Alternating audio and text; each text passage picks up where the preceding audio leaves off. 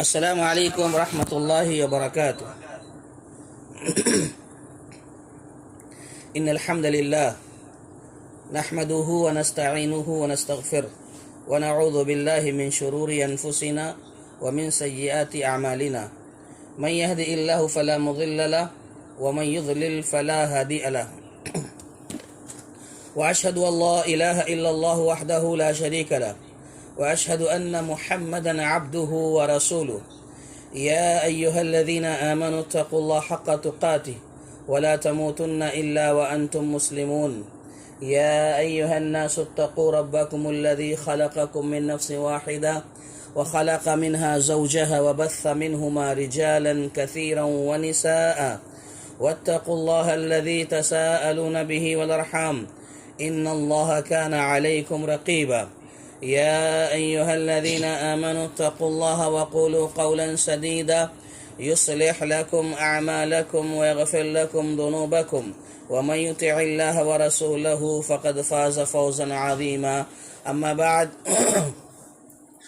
فإن خير الحديث كتاب الله وخير الهدي هدي محمد صلى الله عليه وسلم وشر الأمور محدثاتها وكل محدثة بدعة وكل بدعة ضلالة وكل ضلالة في النار أعوذ بالله السميع العليم من الشيطان الرجيم من همزه ونفخه ونفسه بسم الله الرحمن الرحيم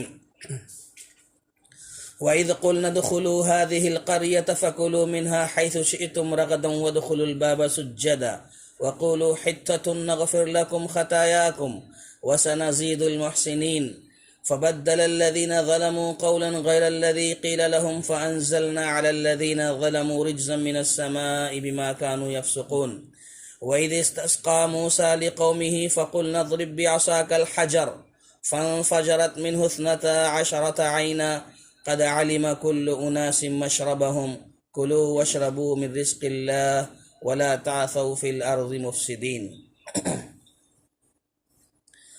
اور ہم نے تم سے کہا کہ اس بستی میں جاؤ اور جو کچھ جہاں کہیں سے چاہو بفراغت کھاؤ پیو اور دروازے میں سجدے کرتے ہوئے گزرو اور زبان سے حتتن کہو، ہم تمہاری خطائیں معاف کر دیں گے اور نیکی کرنے والوں کو اور زیادہ دیں گے۔ پھر ان ظالموں نے اس بات کو جو ان سے کہی گئی تھی بدل ڈالی۔ ہم نے بھی ان ظالموں پر ان کے فسق اور نافرمانی کی وجہ سے آسمانی عذاب نازل کیا۔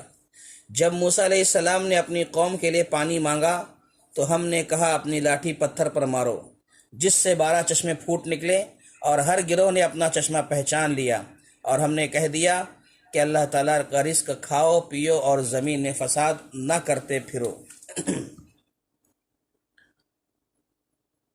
محترم سامعین و سامعات، دوستوں اور ساتھیوں، خواتین اسلام، آج ہم انشاءاللہ 3 آیتوں پر مشتمل جو نصیحتیں ہیں یا جو قرآن کے پیغامات ہیں وہ سماعت کریں گے، جس میں سے ایک آیت تو وہ ہے جو گزشتہ کل ہم نے پڑھی تھی اور اس کا کچھ حصہ آپ کے سامنے آیا تھا، جیسے کہ اللہ تبارک و تعالیٰ نے فرمایا وَإِذْ قُلْنَا ادْخُلُوا هَذِهِ الْقَرْيَةَ فَكُلُوا مِنْهَا حَيْثُ شِئْتُمْ رَغَدًا وَادْخُلُوا الْبَابَ سُجَّدًا۔ اللہ تبارک و تعالیٰ نے یہ فرمایا کہ جب ہم نے کہا کہ اس بستی میں داخل ہو جاؤ اور کھاؤ پیو جہاں سے چاہو بفراغت، تو ان دونوں لفظوں کی یا ان دونوں جملوں کی وضاحت ہو چکی تھی۔ اب تیسرا نقطہ اس میں جو ہے، یعنی ایک لفظ جو کہا گیا ہے وَادْخُلُوا الْبَابَ سُجَّدًا، شہر میں داخل ہونے کی بات کی گئی، اور شہر سے مراد بیت المقدس تھا جو کل آپ کے سامنے واضح کیا گیا، اور کھانے پینے کی بات کی گئی کہ کھاؤ آرام سے۔ اس کے بعد کہا جا رہا ہے وَادْخُلُوا الْبَابَ سُجَّدًا، اور بستی کے دروازے میں سجدہ کرتے ہوئے گزرو۔ تو بستی کے دروازے میں سجدہ کرتے ہوئے گزرو سے مراد کہتے ہیں کہ باب من ابواب القریہ، اس شہر کے 7 دروازے تھے، اس میں سے کسی بھی دروازے سے داخل ہو جاؤ، یہ کہا جا رہا ہے۔ اس قریے کے، اس شہر کے 7 دروازے تھے، جس میں سے یہ کہا جا رہا ہے کہ کسی بھی دروازے سے داخل ہو جاؤ۔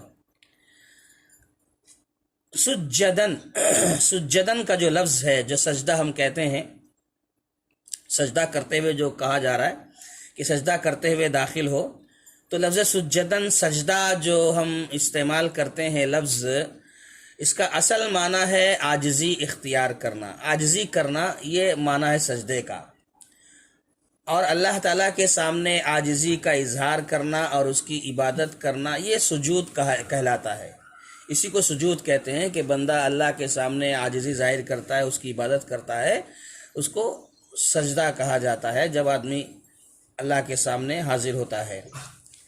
سجدہ، اس کے بارے میں کہا جاتا ہے کہ یہ دو طرح سے سجدہ ہوتا ہے۔ ایک سجدہ اختیاری ہے، ایک سجدہ تسخیری ہے۔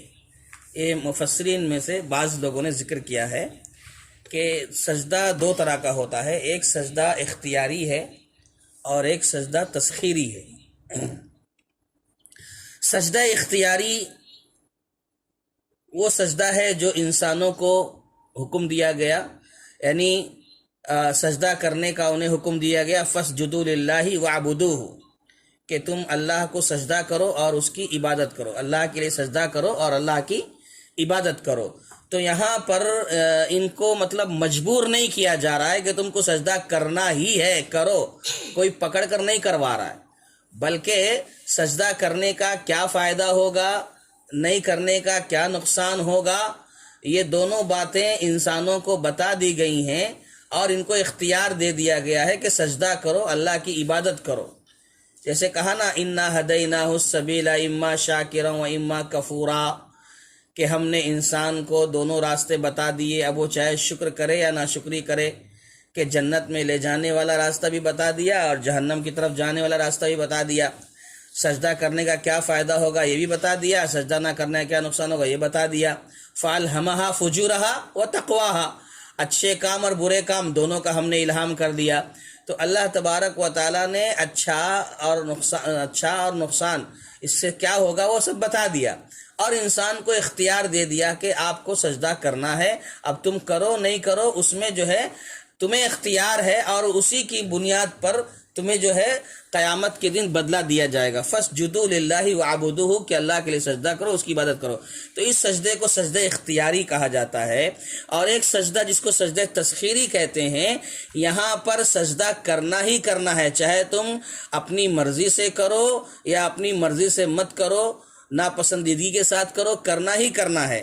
جیسے کہ اللہ تبارک و تعالیٰ نے حیوانات کے بارے میں، جمادات کے بارے میں، پتھروں کے بارے میں کہا ہے، ان کے بارے میں استعمال ہوا ہے، وَلِلَّهِ يَسْجُدُ مَنْ فِي السَّمَاوَاتِ وَالْأَرْضِ طَوْعًا وَكَرْهًا، کہ اللہ کے لیے سجدہ کرو جو آسمانوں میں ہے، جو زمینوں میں ہے، سب سجدہ کریں، طَوْعًا وَكَرْهًا، چاہے وہ اپنی مرضی سے کریں یا اپنی مرضی سے نہ کریں، کرنا ہی کرنا ہے۔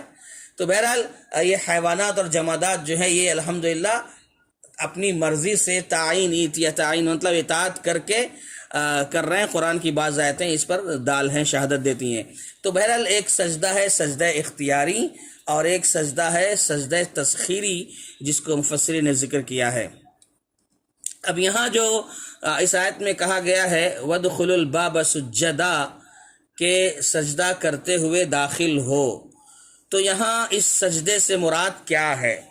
سجدہ کرتے ہوئے گزرو، تو اس سجدے سے کیا مراد ہے؟ تو کچھ مفسرین نے یہ کہا ہے کہ اس سے سجدہ شکر مراد ہے، کہ اللہ کی بارگاہ میں شکر کا اعتراف کرتے ہوئے داخل ہو جاؤ، سجدہ شکر ادا کرتے ہوئے، یعنی اللہ کا شکر ادا کرتے ہوئے داخل ہو جاؤ کہ اللہ نے تم پر یہ انعام کیا کہ تمہیں یہ بیت المقدس یہ شہر دے رہا ہے، تم کامیاب ہو، فتح یاب ہو، اور ایک شہر میں داخل ہو رہے ہو جہاں تم کو ہر طرح کی فراوانی ہے، کھانے پینے کا اہتمام ہے، کھانے کا اللہ نے سب کچھ دیا ہے، اب یہ سب چیزیں تم جاؤ اور آرام سے رہو اس میں، اس کا شکر ادا کرتے ہوئے تم داخل ہو جاؤ، یہ کہا جا رہا ہے۔ ایک معنی یہ لیا گیا ہے۔ اور دوسرا ایک معنی لیا گیا ہے عاجزی کا، انکساری کا، کہ عاجزی ظاہر کرو، انکساری ظاہر کرو، یعنی اپنے آپ کو اللہ تعالیٰ کے سامنے عاجز بتاؤ، یہ معنی ہے یہاں پر۔ جیسے کہ قرآن مجید کی ایک اور آیت ہے جس میں یہ کہا گیا ہے الم تر ان اللہ یسجد لہ من فی السماوات ومن فی الارض والشمس والقمر والنجوم والجبال والشجر والدواب، کہ کیا تم نے نہیں دیکھا کہ اللہ تبارک و تعالیٰ نے کہا، کیا تم نے نہیں دیکھا کہ اللہ تعالیٰ کے لیے سجدہ کرتے ہیں، یعنی سجدہ کرتے ہیں کون؟ جو آسمانوں میں ہے، جو زمینوں میں ہے۔ اب وہ سجدہ کیسے کرتے ہیں؟ وہ کون ہے؟ سورج ہے، والشمس والقمر چاند ہے، والنجوم ستارے ہیں، والجبال پہاڑ ہیں، والشجر درخت ہیں، والدواب چوپائے جانور ہیں، یہ سب کے سب اللہ تعالیٰ کو سجدہ کرتے ہیں۔ تو بعض مفسرین نے یہاں یہ کہا ہے کہ یہاں سجدے سے مراد وہ انسان کی طرح سجدہ نہیں کرتے ہیں، بلکہ سجدے سے مراد کیا ہے؟ عاجزی، انکساری ظاہر کرنا ہے۔ یہ لوگ جمادات جو بھی ہیں، آسمان زمین کی جو مخلوقات ہیں، یہ سب کے سب خضوع کا، عاجزی کا اظہار کرتے ہیں۔ یہ ایک معنی بیان کیا گیا ہے کہ وَادْخُلُوا الْبَابَ سُجَّدًا، کہ جب داخل ہو تو سجدہ کرتے ہوئے داخل ہو، یعنی کس طرح سے داخل ہو؟ عاجزی کا اظہار کرتے ہوئے داخل ہو۔ ایک معنی پہلے بتایا گیا شکر کرتے ہوئے داخل ہو، اور دوسرا یہ بتایا جا رہا ہے کہ عاجزی کرتے ہوئے داخل ہو۔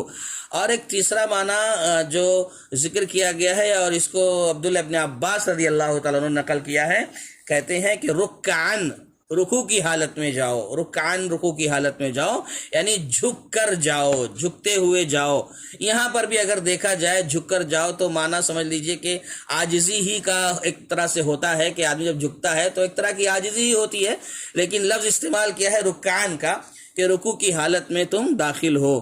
جیسے کہ انہوں نے اس کے اس سلسلے میں ایک دلیل یہ دی ہے سورہ یوسف کی آیت نمبر 100، کہ جب یوسف علیہ السلام کے والدین اور ان کے بھائی جب ان کے پاس پہنچے تھے، وَرَفَعَ أَبَوَيْهِ عَلَى الْعَرْشِ وَخَرُّوا لَهُ سُجَّدًا، اور انہوں نے یوسف علیہ السلام نے اپنے ماں باپ کو اپنے تخت پر اونچائی پر بٹھایا تھا، اور سب کے سب نے ان کو سجدہ کیا۔ تو جیسے کہ ہم نے تفسیر میں یہ بھی پڑھا ہے کہ پچھلی شریعت میں سجدہ تعظیمی جائز تھا، لیکن یہاں پر ہی بعض مفسرین نے نقل فرمایا ہے کہ یہاں سجدے سے مراد جو ہے کیا ہے؟ رکوع ہے، جھکنا ہے۔ تو بہرحال کہنے کا مطلب یہ ہے کہ مفسرین نے اس کے کئی معنی بیان کیے کہ اس طرح سے داخل ہو جاؤ، کہ یا تو شکر کرتے ہوئے داخل ہو، یا تو عاجزی اختیار کرتے ہوئے داخل ہو جاؤ، یا تو پھر رکوع کرتے ہوئے داخل ہو جاؤ۔ لیکن یہ معنی کچھ بھی ہو سکتا ہے، لیکن کہتے ہیں کہ حقیقی سجدہ مراد نہیں ہے۔ حقیقی سجدہ جو ایک انسان کرتا ہے، یعنی جیسے ہم اور آپ سجدہ کرتے ہیں نماز پڑھتے وقت، جو سجدہ حقیقی ہے یہ سجدہ مراد نہیں ہے، کیونکہ ایسے سجدے کی حالت میں داخل ہونا دروازے سے یہ ناممکن سی بات ہے۔ آدمی سجدہ کرے گا تو گزر تھوڑی پائے گا، نہیں جا پائے گا۔ یہ مفسرین کہتے ہیں کہ حقیقی سجدہ مراد نہیں ہے نا، مطلب یہی ہو سکتا ہے کہ جھکے ہوئے رکوع کی حالت میں داخل ہو جاؤ۔ یہ حکم دیا جا رہا ہے ان کو، وَادْخُلُوا الْبَابَ سُجَّدًا۔ اس کے بعد کہا وَقُولُوا حِطَّةٌ، اور حِطَّةٌ کہتے ہوئے جانا، حِطَّہ کا لفظ استعمال کرتے ہوئے جانا، یعنی جب داخل ہوتے رہو، ایک تو عاجزی کے ساتھ رکوع کرتے ہوئے جانا ہے، اور اپنی زبان پر حِطَّہ کا لفظ استعمال کرنا، حِطَّہ حِطَّہ کر کے داخل ہونا ہے۔ اب حِطَّہ کیا ہے؟ حِطَّہ کا معنی کیا ہے؟ حِطَّہ کا معنی کہتے ہیں کہ مغفرت ہے، بخشش ہے، ایک معنی یہ بتایا گیا۔ اور عبداللہ ابن عباس رضی اللہ تعالیٰ عنہ مفسر قرآن یہ کہتے ہیں کہ حِطَّہ سے مراد، یعنی حِطَّہ حِطَّہ کہتے جاؤ، یعنی لا الہ الا اللہ کہتے ہوئے جاؤ، لا الہ الا اللہ کہتے ہوئے جاؤ۔ یہ عبداللہ ابن عباس رضی اللہ تعالیٰ عنہ فرماتے ہیں کہ حِطَّةٌ مطلب لا الہ الا اللہ، لا الہ الا اللہ کہتے ہوئے داخل ہونا۔ قتادہ رحمۃ اللہ علیہ فرماتے ہیں کہ اس کا معنی یہ ہے کہ اللہ ہمارے خطاؤں کو ہم سے دور کر دے، یعنی مغفرت طلب کرتے ہوئے جاؤ، ہمارے گناہوں کو معاف فرما دے، یہ کہتے ہوئے جاؤ، یعنی استغفر اللہ ہم کہہ سکتے ہیں لفظ جیسے ہم کہتے ہیں۔ تو یہ مطلب ہے اس کا کہ اپنی خطاؤں کو اللہ تعالیٰ سے دور کراتے ہوئے جاؤ، یعنی یہ معنی ہے اس کا حِطَّةٌ کا۔ مفسرین ایک بات اور نقل کرتے ہیں کہ حتتن کا ایک معنی یہ بھی ہو سکتا ہے کہ جن لوگوں پر تم فتح پائے ہو، کامیاب ہوئے ہو، اس میں تم قتل و غارت نہ کرنا، فساد بت مچانا. یعنی جب شہر میں تم جا رہے ہو، کامیاب ہو کر جا رہے ہو، فتح پا کر جا رہے ہو، تو جو لوگ ناکامیاب ہوئے ہیں، شکست پائے ہیں، ان کے ساتھ جا کر تم شرارت نہیں کرنا، قتل و غارت گری نہیں شروع کرنا، بلکہ ان سب کو کیا کر دینا؟ معاف کر دینا. یہ بھی حتتن کا ایک معنی لیا گیا ہے کہ وقولوا حتتن، حتتن کہتے ہوئے جاؤ. یعنی جیسے کہ کیا نام ہے، اللہ کے نبی صلی اللہ علیہ وسلم نے فتح مکہ کے موقع پر سارے لوگوں سے، سارے مشرکین مکہ سے کیا کہا تھا؟ لا تثریب علیکم اليوم، آج تم پر کوئی گرفت نہیں ہے، تم سب آزاد ہو، تمہارے سارے خطاؤں کو، تمہاری غلطیوں کو ہم نے معاف کر دیا ہے. یعنی یہ کہا نا اللہ کے نبی صلی اللہ علیہ وسلم. تو اس طریقے سے تم بھی جب شہر میں داخل ہونا تو یہ اعلان کرتے ہوئے جانا کہ کسی پر کوئی مسئلہ نہیں ہے، سب معاف، سب تمہارا جو بھی معاملہ تھا سب معاف ہے. اس طرح سے مفسرین نے یہ معنی بھی نقل کیا ہے. قولوا حتتن، حتہ کہتے ہوئے داخل ہو. سبحان اللہ. بہرحال اس کے بعد وادخلوا الباب سجدا وقولوا حتتن نغفر لکم، تو کیا ہوگا؟ ہم تمہارے خطاؤں کو معاف کر دیں گے. اللہ کہہ رہا ہے کہ ہم جب تم ایسا جاؤ گے، یعنی داخل ہوتے وقت سجدے کے ذریعے جاؤ گے اور زبان سے حتہ کہتے ہوئے جاؤ گے، تو ہم کیا کریں گے؟ تمہارے خطاؤں کو، تمہاری غلطیوں کو ہم معاف کر دیں گے. مغفرت کا جو لفظ ہے، مغفرت کا معنی یعنی مطلب یہ ہوتا ہے کہ بندے کو عذاب سے بچا لینا. بندے کو عذاب سے بچا لینے کو مغفرت سے تعبیر کیا ہے، مغفرت کہا جاتا ہے. اہل لغت یعنی عربی داں طبقہ جو ہے، وہ لغت کے بارے میں کہتا ہے کہ مغفرت کے بارے میں کہتا ہے کہ کسی کو ایسی چیز پہنا دینا، کسی کو ایسی چیز پہنا دینا جو اسے میل کچیل سے محفوظ رکھے، جو اسے میل کچیل سے محفوظ رکھ سکے، ایسی چیز پہنا دینا. نغفر لکم خطایاکم، ہم تمہیں معاف کر دیں گے تمہاری خطاؤں کو. تو خطا کا جو معنی ہے وہ کہتے ہیں العدول علی الجہتی، علی الجہتی. خطا کا معنی بیان کر رہے ہیں کہ جو خطا ہے اس کا معنی ہے صحیح سمت سے ہٹ جانا، یعنی صحیح راستے سے ہٹ جانا، اس کو خطا کہتے ہیں. نہیں، وہی جو راستہ صحیح ہے اس سے ہٹ جانا، یہ اللہ تعالیٰ کی نافرمانی ہے، غلطی ہے، اسی سے اس کو خطا کہا جاتا ہے. اس کے بعد ایک لفظ آ رہا ہے وَسَنَزِيدُ الْمُحْسَنِينَ، سَنَزِيدُ الْمُحْسَنِينَ، اور ہم نیکی کرنے والے کو اور زیادہ دیں گے. جو نیکی کرنے والے ہیں ہم ان کے اس میں اور اضافہ کریں گے. یہ اللہ تعالیٰ فرما رہا ہے. مطلب بھلائی کا کام کرنے والوں کو ہم دنیا میں بھی دیں گے اور آخرت میں بھی ان کا بدلہ دیں گے. یہ معنی بھی ہے. وَسَنَزِيدُ الْمُحْسَنِينَ کا معنی کہ ہم زیادہ دیں گے محسنین کو، یعنی بھلائی کرنے والوں کو ہم دنیا میں بھی دیں گے اور آخرت میں بھی اس کا بہتر بدلہ عطا کریں گے. یعنی کہا جا رہا ہے ایک اور کہ من کان منکم محسنا زید فی احسانہ، جو تم میں محسن ہوگا، احسان کرنے والا ہوگا، ہم اس کے احسان میں اضافہ کریں گے. ومن کان مخطئا نغفر له خطیئته، جو تم میں خطا کار ہوگا، گنہگار ہوگا، ہم اس کے گناہ کو بخش دیں گے. یہ معنی نکلتا ہے وَسَنَزِيدُ الْمُحْسِنِينَ میں کہ ہم اضافہ کریں گے محسنین کے لیے. تو جو تم میں نیک ہوگا ہم اس کی نیکی میں اضافہ کریں گے، اور اسی طریقے سے جو تم میں گنہگار ہوگا ہم اس میں کیا کریں گے؟ گناہ کو بخش دیں گے. یہ معنی بیان کیا گیا ہے. یہاں پر ایک بات اور مفسرین نے نقل کی ہے. ایک احسان لفظ ہے اور ایک لفظ ہے عدل، انصاف کرنا، احسان کرنا. تو احسان اور عدل میں کیا فرق ہے؟ یہ یہاں پر ذکر کرتے ہیں کہ احسان اور عدل میں کیا فرق ہے. کہتے ہیں کہ احسان جو ہے یہ عدل سے بڑھ کر ہے. احسان کا جو معاملہ ہے نا، عدل سے زیادہ اونچا ہے. عدل کسے کہتے ہیں؟ دوسرے کا حق پورا ادا کرنا اور اپنا حق پورا لینے کا نام ہے، اپنا حق پورا لے لینا اور دوسرے کا حق پورا دینا، یعنی انصاف بولتے ہیں نا، عدل انصاف مانا ہے، تو دوسرے کا حق پورا دینا، اپنا حق پورا لینا، اس میں کوئی کمی زیادتی کہیں نہیں کرنا، یہ نام ہے، یہ عدل ہے، اس کو عدل کہتے ہیں۔ اور احسان کا مطلب کیا ہے؟ احسان یہ ہے کہ دوسروں کو ان کا جو حق ہے اس سے زیادہ دینا اور اپنا جو حق ہے اسے کم لینا، یہ احسان ہے، یعنی ہم نے کم لے کر کے سامنے والے کو زیادہ دے دیا، یہ احسان ہے، یہ احسان کہا ہے۔ تو احسان اور عدل میں یہ فرق ہے کہ عدل جو ہے یہ نیچے ہے، احسان اوپر ہے، بلندی پر ہے۔ تو آدمی کو محسن ہونا چاہیے، انصاف تو کرنا ہی ہے، لیکن انصاف سے آگے بڑھ کر کے ایک پہلو یہ بھی ہوتا ہے کہ آدمی کو محسن ہونا چاہیے، احسان کرنا چاہیے۔ یہ بہت پیاری بات ہے الحمدللہ، اور اللہ تعالیٰ کے پاس ایسے محسنین کی بڑی قدر ہے۔ اللہ احسان کرنے والوں کے درجے کو بلند کرتا ہے، اور اسی وجہ سے اللہ تعالیٰ نے کہا سورہ عنکبوت میں ان اللہ مع المحسنین، اللہ تعالیٰ محسنین کے ساتھ ہے، یعنی اللہ تبارک و تعالیٰ کی مدد ہے، نصرت ہے، تائید ہے، کس کے ساتھ؟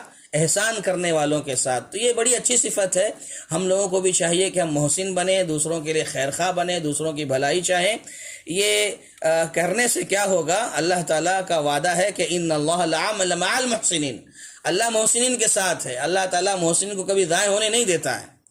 اور اس کے بعد ایک اور آیت میں کہا گیا، سورہ بقرہ کی آیت نمبر 195 میں، ان اللہ یحب المحسنین، اللہ تبارک و تعالی محسنین کو پسند کرتا ہے، اسے محبت کرتا ہے، یہ بتایا گیا۔ اور احسان کا یہ معاملہ جو میں نے کہا ہے، احسان اور عدل کو سامنے رکھ کر کے، یہ تو خیر معاملہ ہے ہی ہے، لیکن عبادتوں کے حوالے سے ایک بڑی جامع بات پیارے نبی صلی اللہ علیہ وسلم نے کہی ہے احسان کے حوالے سے، جو آپ تمام کو شاید معلوم بھی ہوگا کہ اللہ کے نبی صلی اللہ علیہ وسلم نے کہا تھا الاحسان من ان تعبد اللہ کأنک تراه فإن لم تکن تراه فإنه یراک، کہ تم اللہ تعالیٰ کی عبادت اس طرح کرو گویا کہ تم اللہ کو دیکھ رہے ہو، ہے نا، تم اللہ تعالیٰ کی عبادت اس طرح کرو گویا تم اللہ کو دیکھ رہے ہو۔ اگر یہ احساس نہ ہو، یہ تصور نہ ہو پایا جائے، یہ اعلیٰ درجہ ہے، اگر ایسا خیال نہ آئے تو کم از کم اتنا ضرور خیال رکھو کہ اللہ تمہیں دیکھ رہا ہے، یہ اگر ہو جائے تو تم جو ہے محسن ہو۔ اس کو احسان کہا اللہ کے نبی صلی اللہ علیہ وسلم نے، کہ اللہ کی عبادت اس طرح کرو گویا تم اللہ کو دیکھ رہے ہو، اور اگر ایسا نہیں ہے تو کم از کم اتنا خیال ضرور ہے کہ اللہ تمہیں دیکھ رہا ہے۔ ان اللہ مع المحسنین، سبحان اللہ کہ اللہ تعالیٰ محسن کے ساتھ ہے۔ بہرحال وَسَنَزِيدُ الْمُحْسِنِينَ، ہم محسنین کو کیا کریں گے؟ زیادہ دیں گے۔ اب یہاں جو بنی اسرائیل کا واقعہ گزر رہا ہے، چل رہا ہے، یہاں پر کیا مطلب ہے کہ ہم محسنین کو زیادہ دیں گے؟ تو کہتے ہیں کہ مفسرین ذکر کرتے ہیں کہ جنہوں نے بچھڑے کی عبادت نہیں کی ان کے احسان میں ہم اضافہ کر دیں گے۔ ایک نقطہ یہ بتاتے ہیں کہ جو بنی اسرائیل نے بچھڑے کی پرستش کرنا شروع کر دی تھی، تو وہ لوگ جنہوں نے بچھڑے کی پرستش نہیں کی، بچھڑے کی عبادت نہیں کی، ان کے احسان میں ہم اضافہ کر دیں گے، یہ ایک مطلب بیان کیا گیا ہے۔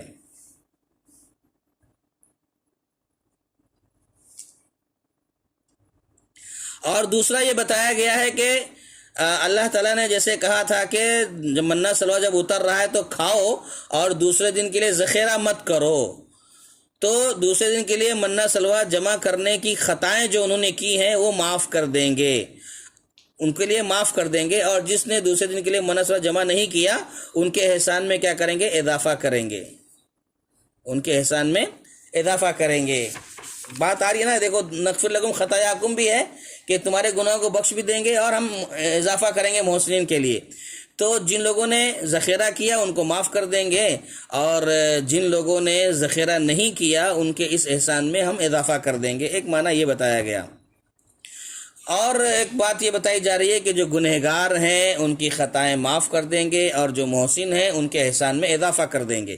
تو بہرحال وَسَنَزِيدُ الْمُحْسِنِينَ، ہم محسنین نیکوکار نیکی کرنے والے کو اور زیادہ دیں گے۔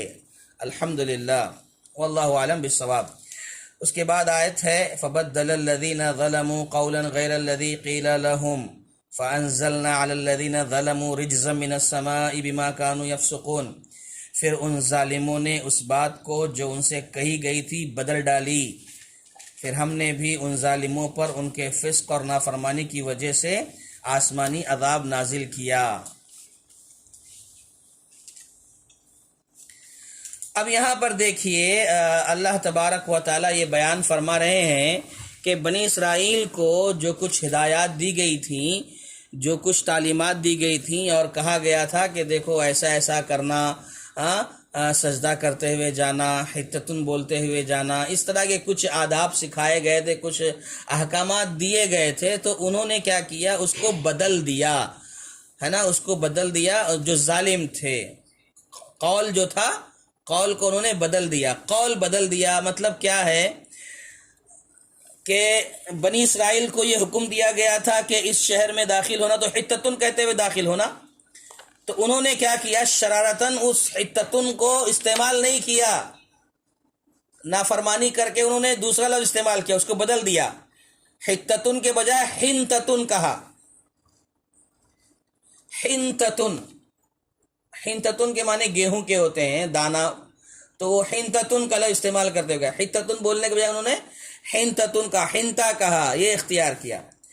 ایک لفظ یہ کہا ہے اور مفسر نے یہ بھی کہا ہے کہ حبتن فی شعرہ کا لفظ بدل دیا انہوں نے، حبہ فی شعرہ، یعنی دانا بالی میں، یہ لفظ بولتے ہوئے داخل ہوئے، یہ انہوں نے بدل دیا، قول کو بدل دیا، بات کو بدل دیا۔ یہ یہاں ان کی یہ شرارت کا تذکرہ ہو رہا ہے۔ اس آیت میں یہ بات واضح طور پر بتائی جا رہی ہے، ایک بڑی نصیحت کی جا رہی ہے، ایک بات سمجھائی جا رہی ہے کہ دیکھو اللہ تعالیٰ کے جو کلمات ہیں نا، اللہ کی جو بات ہے، اللہ کے جو کلمات ہیں، اس کو تبدیل کرنا یا اس میں تحریف کرنا یہ حرام ہے۔ اس لیے کہ اللہ تبارک تعالیٰ نے کیا کہا؟ فَبَدَّلَ الَّذِينَ ظَلَمُوا قَوْلًا، کہ جن لوگوں نے جو ظلم کیا انہوں نے بات کو بدل دیا۔ فَبَدَّلَ الَّذِينَ ظَلَمُوا قَوْلًا، جن لوگوں نے ظلم کیا انہوں نے بات کو بدل دیا، یعنی جن لوگوں نے بات کو بدلا اس کو اللہ نے ظالم کہا، اور ظلم کرنے والے کو ظالم کہتے ہیں، اور ظلم جو ہے یہ حرام کام ہے۔ تو اسی سے استدلال کرتے ہوئے اہل علم مفسرین کہتے ہیں، اہل علم کہتے ہیں کہ اللہ تعالیٰ کے کلام میں تبدیلی کرنا یہ حرام ہے، حرام ہے، حرام۔ یہ ہم کو یہاں یہ نصیحت کی جا رہی، سمجھایا جا رہا ہے۔ اچھا، ایک بات اور کہ انہوں نے قول میں تبدیلی کی، قولاً کا استعمال اللہ نے کیا ہے، فعلاً اور عملاً کا استعمال یہاں نہیں ہوا ہے، تو کیا انہوں نے تبدیلی صرف قول سے کی تھی؟ جیسے حتتن کا لفظ تھا، کیا صرف قول میں تبدیلی کی تھی؟ عملاً جو فعلاً جو بات تھی کیا وہ اس پر پورے اتر گئے تھے؟ خالی قول سے انہوں نے نافرمانی کی تھی، یا عملی طور پر بھی وہ نافرمانی کیے تھے؟ کیونکہ اس سلسلے میں صرف یہاں پر قول کا ذکر کیا گیا ہے، فعل کا ذکر نہیں ہے۔ اچھا، اب یہ بات بتانے کے لیے مجھے آپ کو ایک بات اور بتانی ہے، اس کی طرف جانے سے پہلے آپ لوگوں کو یاد ہوگا اس سے پہلے ہم نے ایک بات بتائی تھی مفسرین کے حوالے سے، تفسیر کے حوالے سے، کہ سلف صالحین نے یہ بتایا ہے کہ تفسیر کرنے کے اصول میں سے، تفسیر کے آداب میں سے ایک ادب تو یہ ہے کہ قرآن کی تفسیر قرآن کی ایک آیت کرتی ہے، قرآن کی ایک آیت کی تفسیر دوسری آیت کرتی ہے۔ تو ایسے ہی ایک دوسرا اصول یہ بتایا جا رہا ہے کہ قرآن مجید کی تفسیر حدیث سے ہوتی ہے، اللہ کے نبی صلی اللہ علیہ وسلم کے فرمان سے ہوتی ہے۔ یہ واضح کیا گیا ہے، یہ بتایا گیا ہے، اللہ کے نبی صلی اللہ علیہ وسلم کے فرمان سے تفسیر ہوتی ہے، حدیث سے ہوتی ہے۔ جیسے کہ خود قرآن مجید میں اس بات کو ذکر کیا گیا ہے، وَأَنزَلْنَا إِلَيْكَ الذِّكْرَ لِتُبَيِّنَ لِلنَّاسِ مَا نُزِّلَ إِلَيْهِمْ وَلَعَلَّهُمْ يَتَفَكَّرُونَ، کہ ہم نے آپ کی طرف ذکر نازل کیا، یعنی قرآن نازل کیا، تاکہ آپ لوگوں کے سامنے اس کی شرح کر دیں، آپ لوگوں کے سامنے اس کو بیان کر دیں، آپ اس کو بتا دیں۔ تو معلوم یہ ہوا کہ قرآن مجید کی آیات کو سمجھنے کے لیے، اس کی وضاحت کے لیے ضروری ہے کہ نبی صلی اللہ علیہ وسلم کے فرمان کو لیا جائے، یعنی احادیث کو لیا جائے۔ حدیثوں کو جب آپ دیکھیں گے پڑھیں گے تو آپ کو قرآن مجید کی بہت ساری باتیں سمجھ میں آئیں گی۔ میں آپ کو ایک دو مثال دیتا ہوں جس سے بات واضح ہو جائے گی انشاءاللہ، اور پھر ہم لوگ آگے بڑھتے ہیں۔ یہاں مفسر نے بڑی اچھی بات کہی ہے کہ جیسے مثال کے طور پر قرآن مجید میں ذکر آیا ہے ان الصلاۃ کانت علی المؤمنین کتابا موقوتا، کہ نماز کو اس کے مقررہ وقت پر پڑھنا چاہیے، صلاۃ کو اس کے مقررہ وقت پر ادا کرنا چاہیے۔ اب یہاں پر دیکھیے قرآن مجید میں اتنا ہی ہے، صلاۃ کو اس کے مقررہ وقت پر پڑھنا چاہیے۔ اب ایک آدمی صلاۃ نہیں جانتا، صلاۃ کسے کہتے ہیں، صلاۃ کے اوقات کیا ہیں، نماز کی اوقات کیا ہیں، فجر ظہر عصر مغرب شام جو بولتے ہیں اس کی اوقات کیا ہیں، طریقہ کیا ہے نا، یہ سب چیزوں کی تفصیلات کیا ہیں، اس کا تذکرہ قرآن میں نہیں ہے۔ یہ کہاں ملے گا؟ حدیث میں ملے گا۔ تو قرآن کی آیت کی تفسیر اور شرح کہاں سے ہوتی ہے؟ نبی صلی اللہ علیہ وسلم کے فرمان سے ہوتی ہے، حدیث سے ہوتی ہے۔ اسی طریقے سے ایک لفظ قرآن مجید میں ایک بات بتائی گئی ہے، غالباً سورہ اعراف کی آیت ہے، وَالسَّارِقُ وَالسَّارِقَةُ فَاقْطَعُوا أَيْدِيَهُمَا، کہ چوری کرنے والے مرد اور چوری کرنے والی عورتوں کے ہاتھ کاٹ دیے جائیں۔ یعنی شریعت کا یہ حکم ہے کہ چوری کرنے والے مرد ہوں یا عورت ہاتھ کاٹے جائیں، ان کے ہاتھوں کو کاٹ دیا جائے۔ ایدیہما کہا گیا ہے، یدن بھی نہیں ہے، ایدیہما کہا گیا، ان کے دونوں کے ہاتھوں کو کاٹ دیا جائے۔ اب یہاں سوال پیدا ہوتا ہے کہ دونوں ہاتھ کاٹے جائیں گے؟ دیکھیے قرآن میں صرف اتنا آیا ہے کہ ان کے ہاتھ کاٹے جائیں۔ اب ہاتھ جو کاٹے جائیں گے، اب سوال یہ پیدا ہو رہا ہے کہ دونوں ہاتھ کاٹیں گے یا ایک ہاتھ کاٹا جائے گا؟ اب اگر ایک ہاتھ کاٹا جائے گا تو اس میں سوال یہ آئے گا کہ دایاں کاٹا جائے گا کہ بایاں کاٹا جائے گا۔ پھر اگر کاٹا جائے گا تو کہاں سے کاٹا جائے گا؟ بغل سے کاٹا جائے گا، کوہنی سے کاٹا جائے گا، کلائی سے کاٹا جائے گا، یا ان کے بیچ سے کاٹا جائے گا؟ پھر اس مطلب ایسی کئی تفصیلات ہیں۔ یہاں صرف قرآن نے کیا کہہ دیا کہ چوری کرنے والے کے ہاتھ کاٹے جائیں گے۔ اب کس مقدار میں چوری کرے گا، پھر کتنا کاٹا جائے گا، وہ ساری تفصیلات کہاں ملیں گی؟ آپ کو حدیث میں ملیں گی۔ یہ سمجھ میں آتا ہے کہ قرآن کی تفسیر حدیث سے ہوتی ہے۔ اسی طریقے سے عبداللہ ابن مسعود رضی اللہ تعالیٰ عنہ نے ایک مرتبہ کہا کہ اللہ کے نبی نے فرمایا ہے کہ اللہ نے گودنے والیوں اور گدوانے والیوں پر لعنت بھیجی ہے۔ اللہ نے لعنت بھیجی ہے جو لوگ گدواتے ہیں نا، جسم میں اپنے کچھ گدواتے ہیں، کچھ ڈیزائن بناتے ہیں یا جو بھی ہے، تو عبداللہ ابن مسعود رضی اللہ تعالیٰ عنہ نے فرمایا کہ گودنے اور گدوانے والیوں پر اللہ کی لعنت ہے۔ تو ایک عورت ان کے قبیلے کی، ان کے علاقے کی کھڑی ہوئی اور کہتی ہے کہ عبداللہ آپ یہ کہہ رہے ہو کہ اللہ نے فرمایا ہے، میں نے تو پورا قرآن پڑھ لیا ہے، اللہ نے کہیں نہیں فرمایا ایسا۔ آپ دیکھیے اس زمانے کی خواتین بھی سبحان اللہ کیسی تھیں کہ پورا قرآن کا ان کو علم تھا، اور سبحان اللہ علم بھی تھا تو اتنا پختہ علم تھا کہ ان کو اپنے علم پر اعتماد تھا کہ پورے قرآن میں ہے ہی نہیں جو تم بات کر رہے ہو۔ وہ کہتی ہیں کہ عبداللہ میں نے تو پورا قرآن پڑھ لیا ہے، یہ جو تم بات کر رہے ہو نا کہ اللہ تعالیٰ نے لعنت بھیجی ہے گودنے اور گدوانے والوں پر، پورے قرآن میں کہیں نہیں ہے، میں نے تو پڑھا ہے پورا قرآن، پورے قرآن میں کہیں نہیں ہے۔ تو اللہ کے عبداللہ بن مسعود رضی اللہ تعالیٰ نے کہا کیا تم نے قرآن پورا پڑھا ہے؟ تو کہا ہاں پڑھا ہے۔ اچھا تو قرآن میں کیا تم نے یہ آیت نہیں پڑھی ہے وَمَا آتَاكُمُ الرَّسُولُ فَخُذُوهُ وَمَا نَهَاكُمْ عَنْهُ فَانْتَهُوا، کہ رسول تمہیں جو دے دیں وہ لے لو اور جس سے منع کرے اس سے رک جاؤ؟ کہا کہ ہاں یہ تو پڑھا ہے۔ تو کہا اللہ کے نبی صلی اللہ علیہ وسلم جو دیں اسے لے لو، جس سے منع کریں اس سے رک جاؤ۔ تو اللہ کے نبی نے فرمایا ہے کہ اللہ تعالیٰ نے لعنت بھیجی ہے گودنے والوں پر، گدوانے والوں پر۔ تو یہاں پر ہم صرف ان مثالوں سے آپ کو یہ بتانا چاہتے ہیں، یہ سمجھانا چاہتے ہیں کہ قرآن مجید کی تفسیر جو ہے سبحان اللہ اس کا ایک اصول یہ ہے، اس کا ایک نظام یہ ہے کہ قرآن کی تفسیر حدیث سے ہوتی ہے۔ جیسے قرآن کی تفسیر قرآن کی بعض آیتوں کے ذریعے ہوتی ہے، ایسے ہی قرآن مجید کی تفسیر احادیث سے بھی ہوتی ہے۔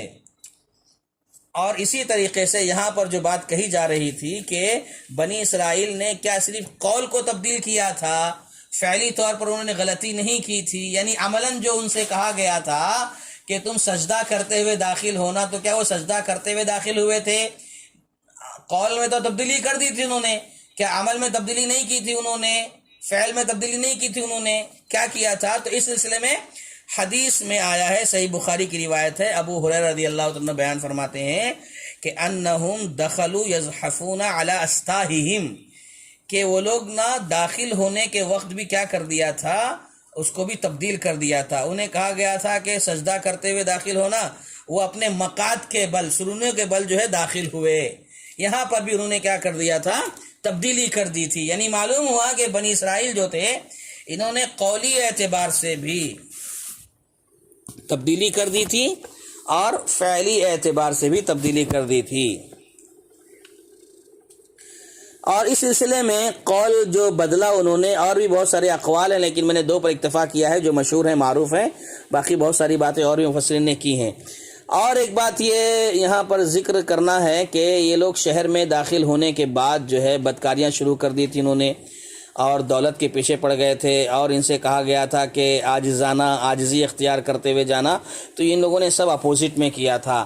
جبکہ یہ اللہ کے نبی صلی اللہ علیہ وسلم جب داخل ہوئے تھے مکہ میں تو بڑے ہی عاجزی کے ساتھ داخل ہوئے تھے۔ آپ جانتے ہیں کہ اللہ کے نبی صلی اللہ علیہ وسلم جس اونٹنی پر بیٹھے ہوئے تھے، مکہ فتح ہو چکا تھا اور آپ اونٹنی پر سوار ہو کر جا رہے تھے، تو آپ کا سر جو ہے اللہ اکبر جھکا ہوا تھا عاجزی سے، انکساری سے۔ جبکہ مکہ فتح کیا ہے آپ نے، کامیابی ملی ہے آپ کو، اور ملکہ سبا کی زبانی سورہ نمل آپ پڑھیں گے تو وہ کہتی ہے کہ ان الملوک اذا دخلوا قریۃ جعلوا اہلہا اذلہ وافسدوها وجعلوا عزت اہلہا اذلہ، کہ جو دنیا میں ہوتا ہے کہ بادشاہ جب کسی ملک کو فتح کرتے ہیں تو جب داخل ہوتے ہیں تو کیا کرتے ہیں، وہاں کے لوگوں کو ذلیل کر دیتے ہیں، قتل عام کر دیتے ہیں، خون بہاتے ہیں۔ یہ عام طور پر دنیا کا ایک نظام ہے، دنیا کا ایک سسٹم ہے۔ ملکہ سبا نے کہا سورہ ملک کے اندر، یہ دنیا کی سلطنت کے بارے میں ہے، دنیا کی بادشاہت و حکومت کے بارے میں یہاں پر ذکر کیا گیا ہے۔ لیکن دیکھو اسلامی حکومت جو ہوتی ہے نا، اسلامی سلطنت جو ہوتی ہے، اس کی تعلیم، اس کا کردار اللہ کے نبی صلی اللہ علیہ وسلم نے بتایا ہے کہ آپ جب مکہ فتح ہو رہا ہے، مکہ فتح کرتے وقت آپ جب داخل ہو رہے ہیں، سبحان اللہ، تو آپ کا سر جھکا ہوا ہے، یہاں تک کہ آپ کا سر اتنا جھک جاتا بعض دفعہ کہ اونٹنی کے کوہان سے جا کے آپ کا سر ٹکرا جاتا تھا۔ یہ اللہ کے نبی صلی اللہ علیہ وسلم کا انداز تھا۔ تو یہی ان سے کہا جا رہا تھا بنی اسرائیل سے کہ تم بھی جب مکے میں فلسطین میں بیت المقدس میں داخل ہو تو کیا کرو، عاجزی کے ساتھ سر کو جھکا کر اس طرح سے داخل ہونا۔ لیکن ان لوگوں نے کیا کیا، اس سب کے اپوزٹ کام کیا اور یہ لوگوں نے نافرمانی کی، یہ معاملہ ان کا رہا۔ تو پھر کیا ہوا، اس کے بعد کی آیت دیکھیے، جب انہوں نے قول کو بھی بدل دیا، فعل کو بھی بدل دیا، تو پھر کیا ہوا، فَأَنزَلْنَا عَلَى الَّذِينَ ظَلَمُوا رِجْزًا مِّنَ السَّمَاءِ بِمَا كَانُوا يَفْسُقُونَ۔ پھر ہم نے بھی کیا کیا، ان ظالموں پر ان کی اس نافرمانی اور فسق کی وجہ سے آسمانی عذاب نازل کر دیا۔ ہم نے بھی کیا کیا، اللہ کہہ رہے ہم نے بھی عذاب نازل کیا۔ رجزن، رجز کا جو لفظ آیا ہے، رجز کسے کہتے ہیں، عبداللہ ابن عباس رضی اللہ تعالیٰ بیان فرماتے ہیں کہ رجز جو ہے یہ مطلق عذاب کو کہا جاتا ہے۔ عذاب یعنی رجز کا مطلب اللہ کا عذاب، عذاب کو کہا جاتا ہے، مطلق عذاب کو کہا جاتا ہے۔ اللہ کی کتاب میں قرآن مجید میں جہاں کہیں رجز کا لفظ آیا ہے وہاں پر مراد اس سے عذاب ہی لیا جاتا ہے۔ جیسے کہ سورہ اعراف میں ذکر کیا گیا ہے کہ فرعون اور اس کی قوم پر جب عذاب آیا تو فرعون اور اس کی قوم نے موسیٰ علیہ السلام سے کیا کہا تھا، لَئِن كَشَفْتَ عَنَّا الرِّجْزَ لَنُؤْمِنَنَّ لَكَ، کہ اگر آپ اس عذاب کو ہم سے ہٹا دیں گے تو ہم ضرور آپ کے کہنے سے ایمان لے آئیں گے، یہ کہا تھا۔ تو یہاں پر بھی رجز کا لفظ استعمال ہوا ہے، تو رجز کے معنی یہاں مطلق عذاب ہے کہ عذاب آنا یعنی رجز کا آنا۔ تو کہا وہی اللہ نے فَأَنزَلْنَا عَلَى الَّذِينَ ظَلَمُوا رِجْزًا، کہ ہم نے ظالموں پر کیا کیا، رجز اتار دیا یعنی عذاب نازل کر دیا۔ کہاں سے، من السماء، آسمان سے، آسمان سے عذاب کو نازل کیا۔ اب من السماء المراد بالسماء العلو، آسمان سے مراد جو ہے بلندی ہے، اونچائی ہے۔ آسمان سے مراد بلندی ہے، اونچائی ہے، یعنی بلندی اور اونچائی سے عذاب کا اترنا۔ مطلب کیا ہے، بلندی اور اونچائی سے عذاب کا اترنا۔ اچھا، اب یہ عذاب جو تھا، جو بلندی سے اترا، اونچائی سے اترا، آسمان کی طرف سے جو آیا عذاب، یہ کیسا عذاب تھا؟ مفسرین نے ذکر کیا ہو سکتا ہے یہ پتھروں کی بارش ہو، پتھروں کا برسنا ہو اوپر سے، یا پھر بجلی کا گرنا ہو اوپر سے، اس طرح کی بات بھی آئی ہے۔ لیکن اکثر مفسرین نے عذاب جو اللہ نے ان کو دیا اس سے مراد طاعون کی وبا ہے۔ طاعون کی بیماری ان کو اللہ نے دے دی، ان کے لیے طاعون کی بیماری اتار دی گئی، یعنی جب انہوں نے نافرمانی کی تو ان کو عذاب کے طور پر طاعون بھیج دیا گیا۔ اب دیکھیے یہاں پر یہ سمجھ میں آتا ہے کہ اللہ تعالیٰ جب کوئی ایسی وبا، کوئی بیماری اتارتا ہے تو وہ بندوں کی نافرمانی کی وجہ سے آتا ہے، بندوں کے گناہوں کی وجہ سے آتا ہے۔ آج ہم جو جھیل رہے ہیں، یہ جو بیماریاں جس سے ہم لوگ گزر رہے ہیں، اس کو کرونا وائرس بھی کہا جا رہا ہے، کووڈ-19 کہا جا رہا ہے، تو یہ ساری جو چیزیں ہیں یہ ایسے ہی نہیں آئی ہیں، اللہ تبارک و تعالیٰ کی نافرمانیاں ہیں، اللہ سے بغاوتیں ہیں، ہمارے گناہ ہیں، یعنی ایسا لگ رہا ہے کہ ساری دنیا مل کر کے اللہ کو ناراض کر چکی ہے، جس لیے اللہ تبارک و تعالیٰ پوری دنیا کے اندر کہیں کم کہیں زیادہ یہ ساری چیزیں ہیں، اللہ تعالیٰ سب نے اللہ تعالیٰ کو ناراض کیا ہے، الا ماشاءاللہ کچھ لوگ رہتے ہیں۔ لیکن بہرحال اس گناہ کی وجہ سے جیسے اللہ نے طاعون کا مرض، طاعون کی بیماری وبا بھیجی تھی، ان کو برباد کیا، ہلاک کیا، ایسے ہی بیماری بھی ہے۔ اور جب ایسی بیماریاں آتی ہیں تو اہل علم کہہ رہے ہیں، بتاتے ہیں کہ بیماریاں جلدی ختم نہیں ہوتی ہیں، یہ سوچ کے نہ چلیں کہ 2 مہینے 6 مہینے میں ختم ہو جائے گی، بلکہ یہ سالہ سال تک بھی چلتی رہتی ہیں، ایک لمبے عرصے تک چلتی رہتی ہیں۔ اس لیے ایسے موقع پر زیادہ سے زیادہ گڑ گڑانا چاہیے، اللہ کے سامنے رونا چاہیے، فریاد کرنا چاہیے، اللہ تعالیٰ سے دعائیں کرنی چاہیے۔ لیکن آج اس کے باوجود ہم دیکھتے ہیں کہ ہمارے یہاں مسلمانوں کے درمیان اس کی کوئی اہمیت نہیں ہے، لاپرواہی ہے، سب کچھ ہے۔ بہرحال کہنے کا مطلب یہ ہے کہ اللہ تبارک و تعالیٰ نے کیا کیا، ان پر آسمان سے رجز بھیجا، عذاب بھیجا، اور مفسرین کہتے ہیں کہ عذاب سے مراد یہاں پر وہی طاعون کی بیماری ہے، طاعون کی وبا ہے، کیونکہ رسول اللہ صلی اللہ علیہ وسلم کا فرمان ہے، حدیث صحیح بخاری کی روایت ہے، الطاعون رجس علی طائفۃ من بنی اسرائیل او علی من کان قبلکم، کہ طاعون ایک عذاب ہے جو بنی اسرائیل کے ایک گروہ پر اللہ نے اتارا تھا، یا ان جو تم سے پہلے تھے۔ بہرحال یعنی اللہ کے نبی کہہ رہے جو تم سے پہلے تھے ان پر کسی پر اللہ تعالیٰ نے طاعون کا عذاب بھیجا تھا، صحیح مسلم کی روایت ہے۔ تو بہرحال کہنے کا مطلب یہ ہے کہ طاعون کا عذاب، طاعون کی وبا اللہ تبارک و تعالیٰ نے بھیجی۔ اب یہاں پر طاعون کی بیماری لگ گئی تو کہتے ہیں کہ یہاں ان کو جو لگی تھی 40 دن تک یہ عذاب میں رہے اور سب مر گئے، 40 دن تک یہ عذاب رہا اور سب مر گئے، اور مرنے والوں کی تعداد 70,000 کے قریب مفسرین نے بیان کی ہے، 70,000 کے قریب لوگ طاعون کی بیماری سے مر گئے تھے۔ اور یہ طاعون کی بیماری کے حوالے سے ایک بات یہ کہی اللہ کے نبی صلی اللہ علیہ وسلم نے کہ یہ بیک وقت 2 پہلو رکھتی ہے، جو مشرکین ہیں، کفار ہیں، اللہ کے نافرمان ہیں، ان کے لیے طاعون جو ہے عذاب ہے، اور جو مومنین ہیں ان کے لیے یہ انعام ہے، یعنی شہادت کا درجہ ہے۔ جیسے کہ طاعون امواس جو صحابہ اکرام کے زمانے میں بھی طاعون کی بیماری آئی تھی تو تقریباً 25,000 صحابہ اکرام جو ہے طاعون کے مرض میں مبتلا ہو کر کے شہید ہو گئے تھے، تو یہ صحابہ کے لیے انعام تھا اور کفار کے لیے عذاب تھا۔ امام جریر طبری نے رجز سے مراد غضب الہی لیا ہے، اللہ کا غصہ بیان کیا ہے کہ رجز سے مراد عذاب نہیں بلکہ غصہ ہے، اللہ کا غضب ہے، اور ظاہر ہے اللہ جب غصہ ہوتا ہے تو ہی عذاب بھیجتا ہے، ناراض ہوتا ہے تو ہی اللہ تعالیٰ سزائیں دیتا ہے، تو یہ مراد لیتے ہیں کہ غضب الہی مراد ہے، اللہ کا غصہ یہاں مراد ہے۔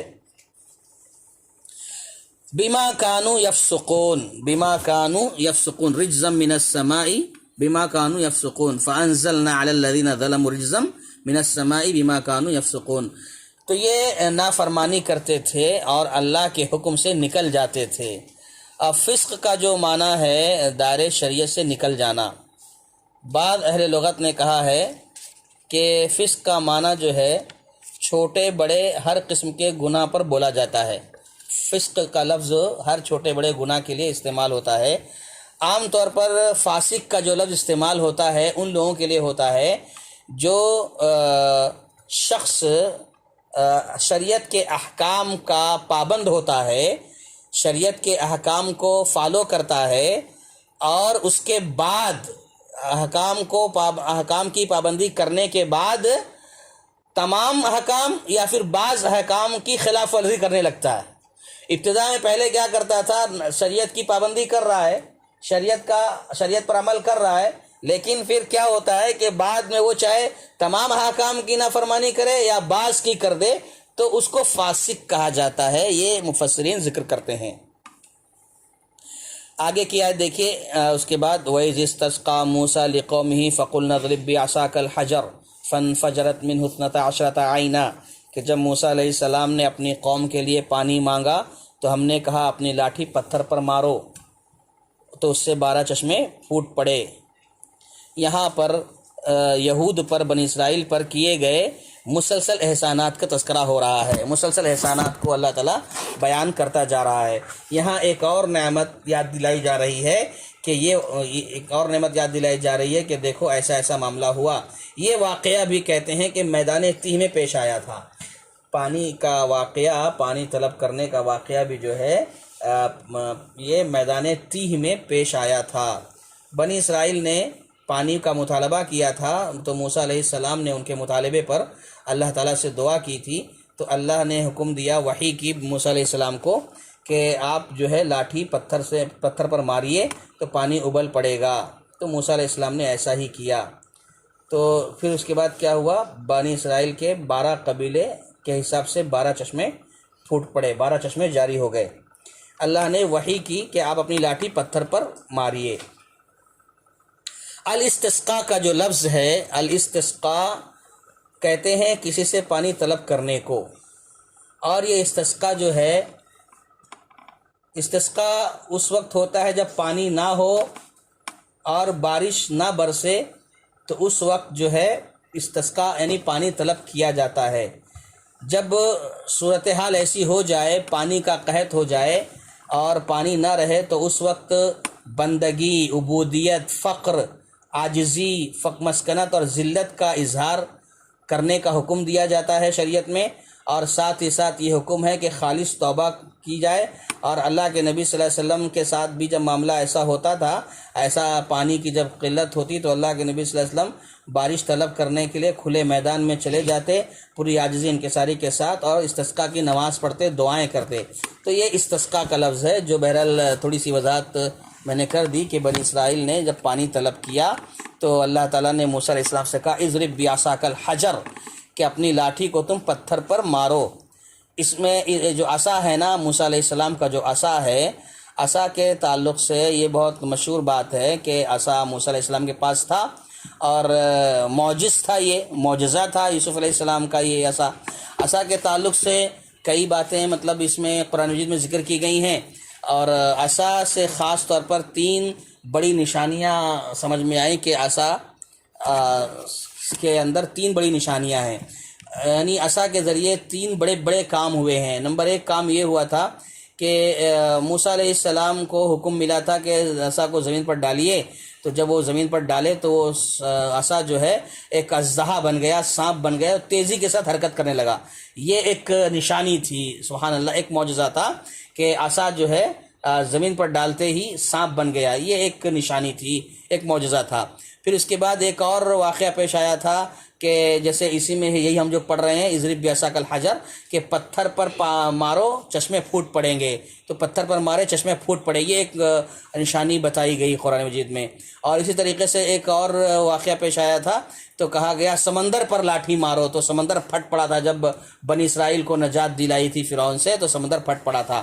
تو اس طرح سے اس میں کئی معجزات ہیں، عصا کے ذریعے کئی نشانیاں وجود میں آئی ہیں، قرآن مجید نے اس کو ذکر کیا ہے۔ مفسرین عصا کے بارے میں اختلاف کرتے ہیں، مفسرین عصا کے بارے میں مختلف رائے رکھتے ہیں کہ یہ عصا کہاں سے آیا تھا، یہ عصا کہاں سے لیا گیا تھا۔ تو ایک قول یہ ہے مفسرین کا کہ یہ عصا جو ہے کسی بھی درخت سے ہی حاصل کیا گیا تھا۔ موسیٰ علیہ السلام جنگلوں میں بیابانوں میں جاتے تھے، بکریاں چراتے تھے، تو کوئی ایک درخت سے وہ حاصل کر لیا ہوگا، یہ مفسرین نقل فرماتے ہیں۔ لیکن بعض لوگ کہتے ہیں کہ نہیں، یہ جو ہے جنت سے آیا تھا، آدم علیہ السلام لے کر آئے تھے، اور سلسلہ وار سلسلہ بسلسلہ یہ لکڑی جو ہے، یہ عصا آدم علیہ السلام تک پہنچی۔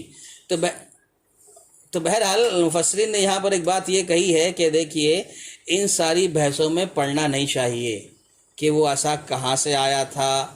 شریعت خاموش ہے، کتاب و سنت خاموش ہے، اس سلسلے میں کوئی نص نہیں ہے، تو بہتر یہی ہے کہ اس پر بات نہ کی جائے، خاموشی اختیار کی جائے۔ بس جتنا کہا گیا ہے کہ عصا تھا موسیٰ علیہ السلام کے پاس، معجزاتی عصا تھا، جتنا قرآن نے کہا ہے اتنا ہی کہا جائے۔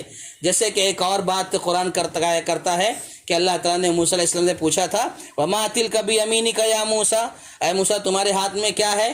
تو موسیٰ علیہ السلام نے جواب دیا تھا، یا عصای اتوکأ علیہا وأحش بہا علی غنمی ولی فیہا مآرب اخری، اے اللہ میرے ہاتھ میں لاٹھی ہے، میں اس پر ٹیک لگاتا ہوں، درخت کے پتے توڑتا ہوں، یہ پتے میرے بکریوں کے استعمال میں آتے ہیں، اور ولی فیہا مآرب اخری، اس لاٹھی سے بہت سارے کام لیتا ہوں۔ تو یہ کچھ تذکرے قرآن مجید میں ہوئے ہیں جو ہمارے سامنے ہیں، بس اسی کو ہم لوگ سمجھیں۔ باقی اس میں عصا کے تعلق سے یہاں وہاں کی باتیں کرنا، یہ خود مفسرین جو ہیں ہمارے قابل حجت مفسرین جو ہیں سلف صالحین سے، وہ یہ کہتے ہیں کہ اس پر بحث کرنے کی ضرورت نہیں ہے۔ اچھا، اضرب بعصاک الحجر، حجر پر مارا، پتھر پر مارا لاٹھی۔ پتھر، سخت پتھر، حجر جو ہے سخت پتھر کو کہتے ہیں۔ اب پتھر کے بارے میں بھی مختلف رائے ہیں مفسرین کو، اگر آپ پڑھیں گے تو پتھر کے تعلق سے بھی الگ الگ رائے قائم کرتے ہیں۔ عبداللہ ابن عباس رضی اللہ تعالیٰ عنہ فرماتے ہیں پتھر کے تعلق سے کہ یہ پتھر جو تھا چوکور تھا، چوکور پتھر تھا جو موسیٰ علیہ السلام کے ساتھ ہی رہتا تھا۔ یہ کہا انہوں نے، ایک چوکور پتھر تھا جو ان کے ساتھ ہی تھا۔ موسیٰ علیہ السلام نے اللہ کے حکم سے اس پر مارا، عصا مارا اس پر، تو چاروں طرف سے، یعنی چوکور تھا نا، تو چاروں طرف سے تین نہریں بہ نکلی، تین نہریں جاری ہو گئیں۔ یہ ایک بات بتائی جاتی ہے۔ یہ بھی کہا جاتا ہے کہ یہ پتھر طور پہاڑ کا تھا، ایک ہاتھ لمبا تھا اور ایک ہاتھ چوڑا تھا۔ بعض مفسرین کہتے ہیں کہ یہ پتھر بھی جنتی پتھر تھا، جنت سے آیا ہوا تھا، اور ایک قول اسی میں اضافہ کر کے کہ یہ آدم علیہ السلام کے ساتھ جنت سے آیا تھا، جیسے لکڑی آئی تھی، عصا آیا تھا، ایسے ہی جنت سے یہ پتھر بھی آیا تھا، اور یوں ہی ہاتھوں ہاتھ پہنچتا ہوا شعیب علیہ السلام کو ملا، اور شعیب علیہ السلام کے ذریعے یہ موسیٰ علیہ السلام کو ملا۔ اس طرح سے بات کہی جاتی ہے۔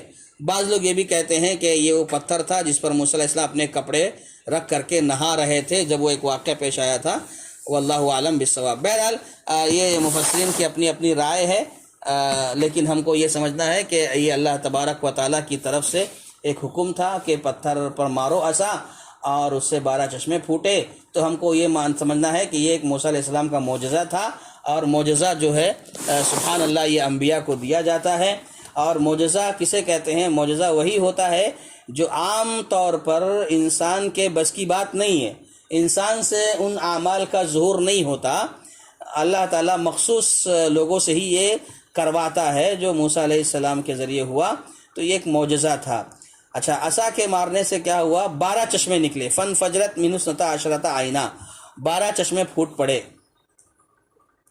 عصا مارنے سے 12 چشمے نکلے تو کہتے ہیں کہ 12 کی تعداد میں جو پھوٹ پڑے تھے، اس کی حکمت و مصلحت کیا تھی؟ کہتے ہیں اس کی حکمت یہ تھی 12 چشمے پھوٹنے کی کہ یعقوب علیہ السلام جو جن کا لقب اسرائیل تھا، یعقوب علیہ السلام کے کل 12 بیٹے تھے، تو ہر ایک کی اپنی اپنی ایک اولاد اور اپنا اپنا ایک خاندان تھا۔ 12 قبیلے تھے بنی اسرائیل کے، اور 12 قبیلے تھے ان کے اپنے اپنے، اور 12 خاندان تھے، اور ان کا معاملہ ایسا تھا کہ یہ اپنا الگ الگ ہی رہا کرتے تھے، مطلب الگ الگ ان کے انتظامات تھے، اپنے سارے فیصلے یہ الگ الگ کیا کرتے تھے، ایک قبیلہ دوسرے قبیلے میں مداخلت نہیں کیا کرتا تھا، سارا نظم و ضبط ان کا اپنا الگ الگ ہوا کرتا تھا 12 قبیلوں کا۔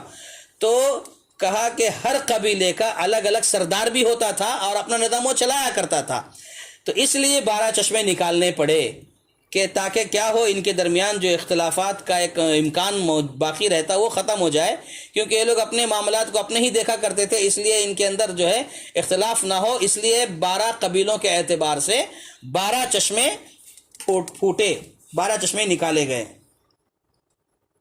اور اس کے بعد کہا قد علم کل اناس مشربہم، ان میں سے ہر ایک قبیلے کے لیے ایک چشمہ طے ہو گیا تھا جسے وہ قبیلہ پہچانتا تھا کہ یہ ہمارا چشمہ ہے، ہر ایک کا چشمہ متعین ہو گیا کہ یہ میرا چشمہ ہے، یعنی یہ میرے لیے ہے، میرے قبیلے کے لیے ہے، تو وہ شخص کسی دوسرے چشمے سے جا کر پانی نہیں پیتا تھا، یہ معاملہ تھا، ہر ایک اپنے اپنے چشمے کے پاس جاتا، اسی سے اپنی سیرابی حاصل کرتا۔